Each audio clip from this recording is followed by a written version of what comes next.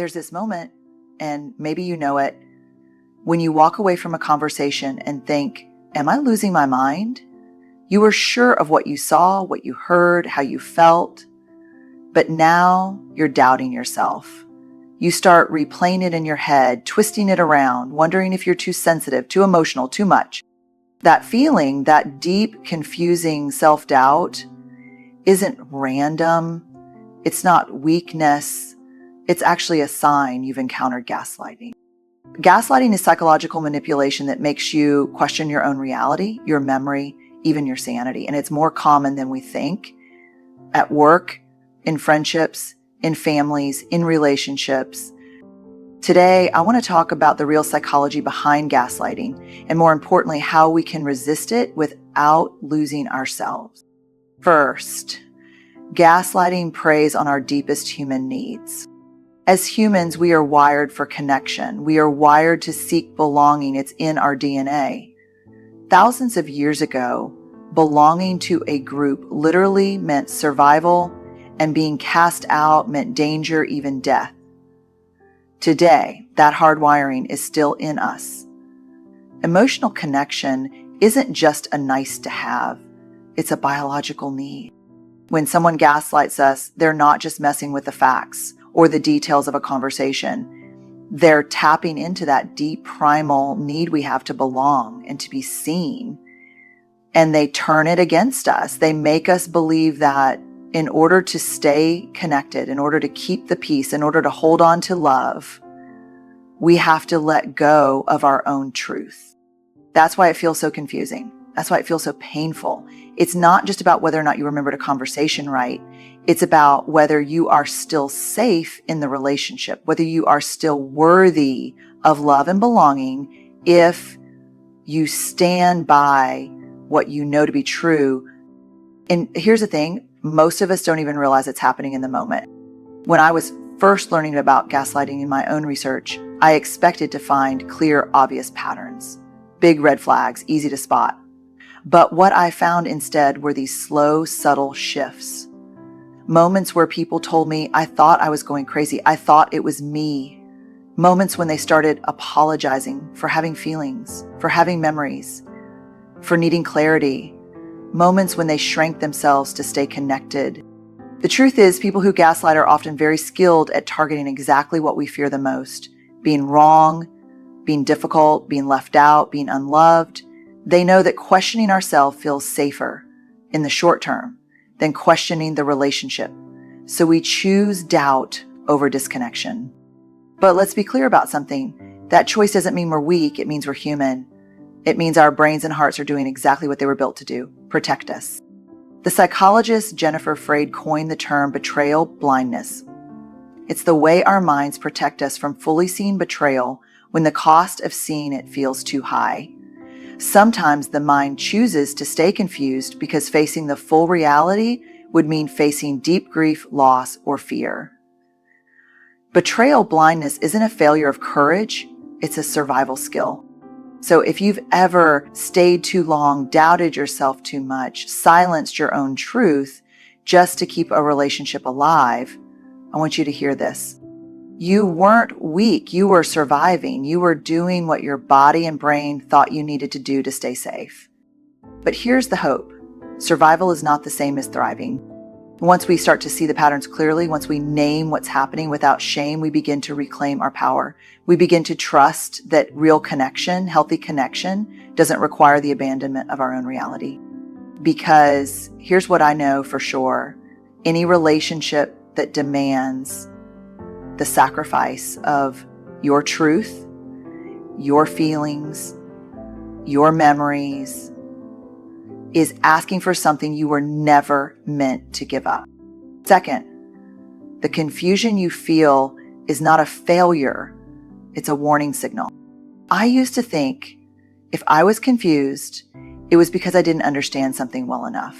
That if I just listened harder, explained myself better, or gave more grace, the confusion would clear itself up. I believe confusion was a reflection of my own shortcomings.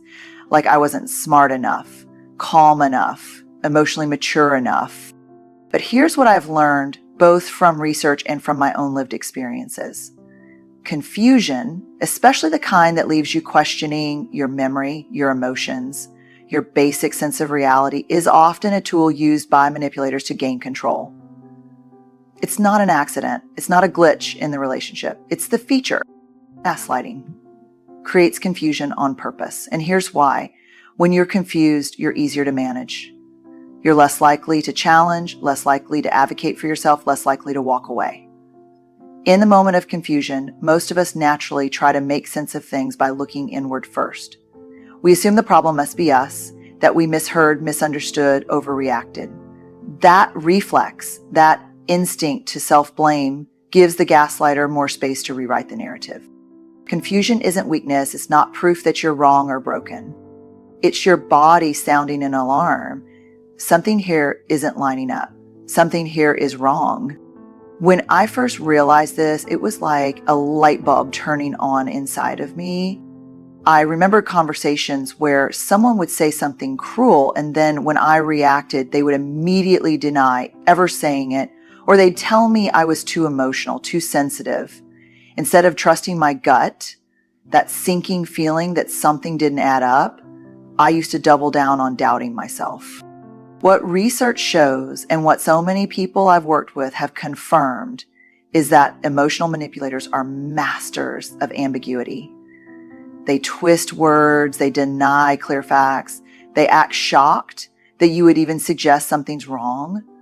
And every time you engage with their confusion, every time you try to prove your reality to them, you get pulled deeper into their game.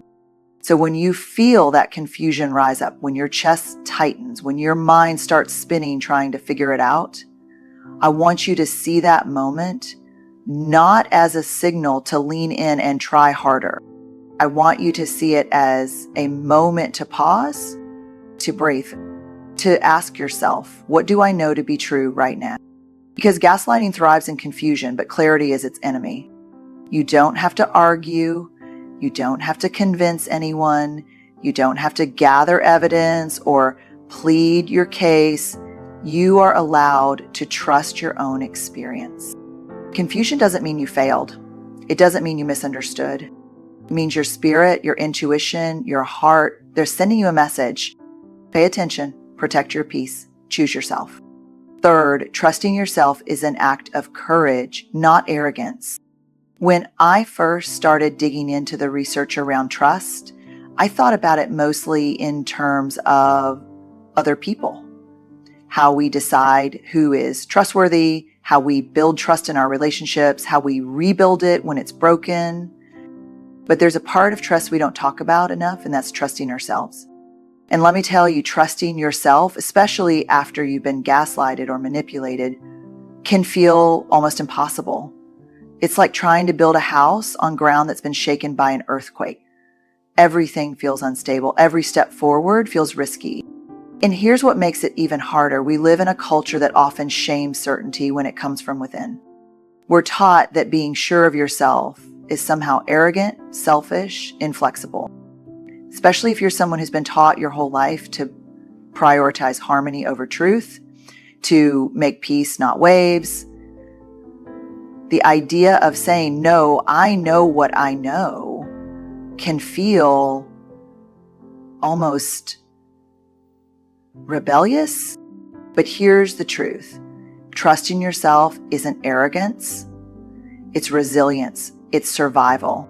It's the quiet, grounded belief that your experiences matter, that your feelings are real, that your memory is valid, that your instincts are wise. When someone tries to gaslight us, what they're really trying to do is sever the connection between our experiences and our sense of self. They want us to hand over our inner compass and say, here, you decide what's real for me. Trusting yourself is how you take that compass back. It's how you say, I might not have all the answers, but I know when something feels wrong.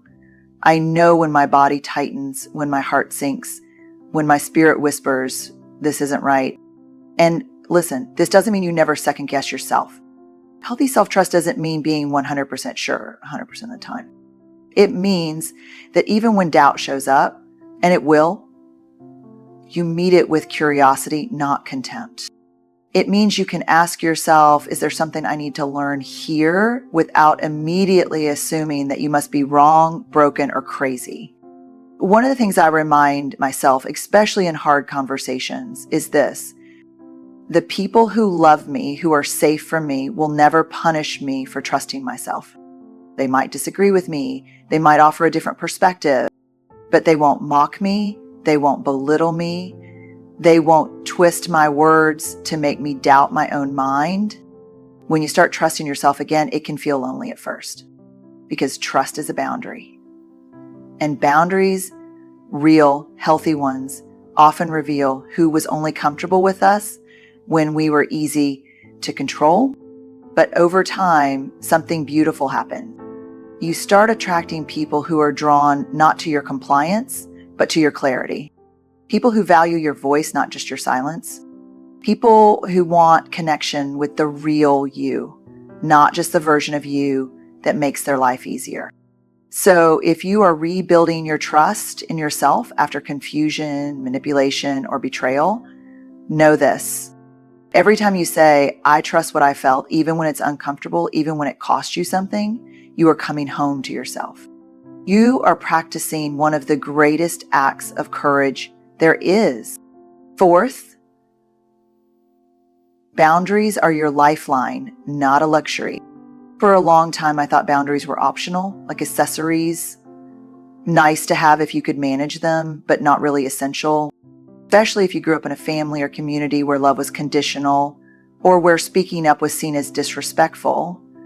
It's easy to believe that setting boundaries is selfish, that protecting your energy makes you cold, that asking for respect makes you demanding. But here's what I know now, not just from research, but from walking this road myself. Boundaries aren't just helpful. They are life-saving. They are a non-negotiable part of living with courage and integrity. When someone is gaslighting you, the first thing they attack is your sense of boundaries. They tell you that your feelings are wrong. They tell you that your version of events didn't happen. They tell you that what you need, what you deserve, is too much. And without strong, clear boundaries, it's so easy to start believing them. It's so easy to hand over your truth just to keep the peace. But peace that costs you your dignity isn't peace. It's submission. One of the biggest shifts in my life came when I realized that setting boundaries wasn't about pushing people away. It was about choosing myself without apology. It was about saying, I will no longer participate in conversations where my reality is denied, or I will no longer stay silent just to make other people comfortable. And setting those boundaries, especially at first, can feel brutal. It can feel like you're betraying the very people you love. It can feel like you're being mean or unforgiving or even dramatic. But here's the truth I want you to hold on to with both hands. Boundaries are the way you honor yourself. They are the way you protect your spirit, your sanity, and your right to exist in spaces where you are safe and seen.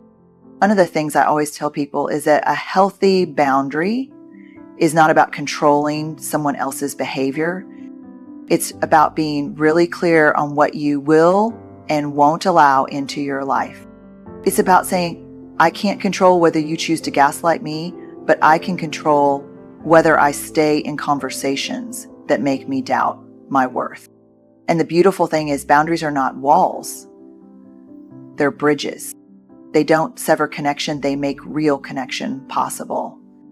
Because when we are clear about what is and isn't okay with us, we invite people into a relationship with our authentic selves, not the masked, exhausted, resentful versions we create when we're boundaryless. Setting boundaries with gaslighters often means accepting that some people will leave. Some people will rage. Some people will double down on trying to confuse you or shame you back into compliance. And that's hard. It hurts, but it also reveals who was in your life for your truest self and who was only there for the version they could control. Every time you set a boundary, you are not pushing love away. You are clearing the path for real love. Love that sees you, honors you, and never demands that you erase yourself to earn it. Fifth, healing is not about erasing the past. It's about rewriting the story you tell yourself about it. When we've been gaslighted, manipulated, made to doubt the very ground we stand on, it's easy to think the only way to heal is to somehow forget it happened. We think, if I could just erase the memory, if I could just pretend it didn't hurt, maybe then I could move on. But healing doesn't work like that. Our experiences, even the painful ones, live in our bodies, our hearts, our nervous systems. Pretending they didn't happen doesn't free us from them. It actually traps us inside them even longer. What does set us free is choosing to tell the story differently. Choosing to tell the story from a place of courage, not shame. Choosing to move from, I was so stupid to believe them, to, I was doing my best with the information I had, and my capacity to trust is not a flaw, it's a strength.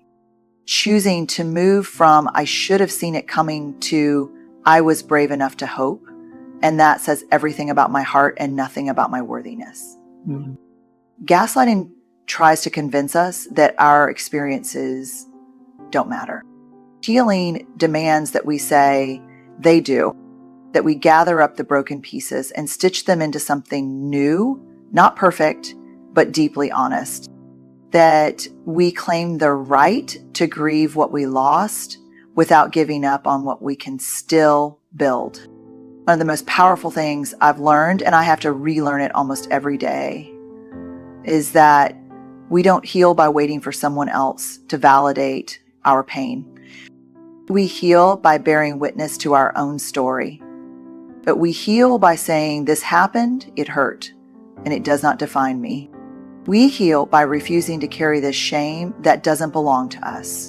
And listen, rewriting this story doesn't mean pretending it was all for the best. It doesn't mean minimizing the damage. It doesn't mean slapping a silver lining on a wound that's still bleeding. It means giving yourself permission to see yourself as the protagonist of your own story, not the victim of someone else's lies. It means remembering that survival is not the whole story. It's what happens after survival, the rebuilding, the reclaiming, the returning to yourself, that writes the most powerful chapters. And maybe the most hopeful thing I can tell you is this. The fact that you're even here, listening, breathing, wanting something better, that's proof that the story isn't over. It's proof that whatever has been done to you doesn't get to have the last word. You get to choose the words that shape your future. You get to choose truth over silence. You get to choose self-trust over self-blame. You get to choose love over fear. And every time you lean into that choice, even when it feels shaky or small, you are writing a story of resilience. A story that no gaslighter, no manipulator, no one who ever tried to diminish you can erase. So here's what I want to leave you with. Gaslighting is real. It's painful. It can fracture your sense of self in ways that feel irreversible. But it's not the end of your story. There is nothing wrong with you for having believed someone you loved. There is nothing weak about needing clarity. And there is nothing more courageous than choosing to come back to yourself again and again with tenderness and truth. The psychology behind gaslighting might be built on power and control, but the path out of it that's built on compassion, courage, and boundaries. Well, it's built on honoring your feelings, trusting your perceptions, and standing in your truth, even when your knees are shaking. It's built on saying, I matter. My story matters. My voice matters. You are not too sensitive. You are not too emotional. You are not overreacting. You are waking up. You are rising. And you are remembering who you were before someone tried to make you forget. We don't heal by pretending it didn't happen. We heal by telling the truth, by writing a new ending. And by choosing every day to believe that we are worthy of love, of respect, and of being heard. That's the work. And it's hard, but it's also holy. So if no one has told you today, I see you. I believe you. And I am so proud of the way you're fighting to reclaim your voice. Keep going. You are not alone.